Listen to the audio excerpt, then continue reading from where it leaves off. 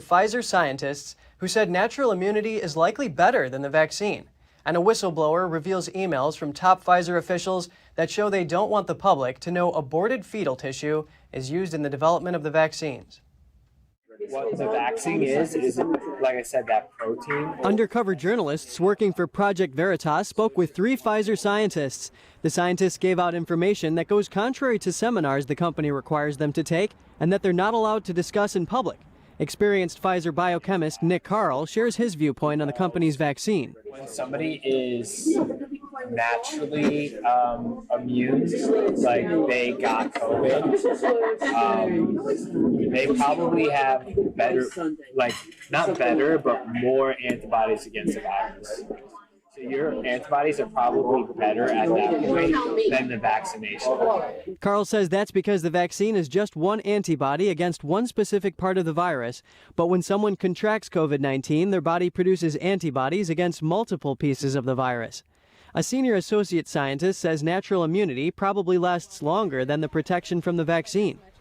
You're protected most likely for longer, since it was a natural response. He went on to say that Pfizer is basically run on COVID money now, and they are not to talk about anything that could implicate Big Pharma.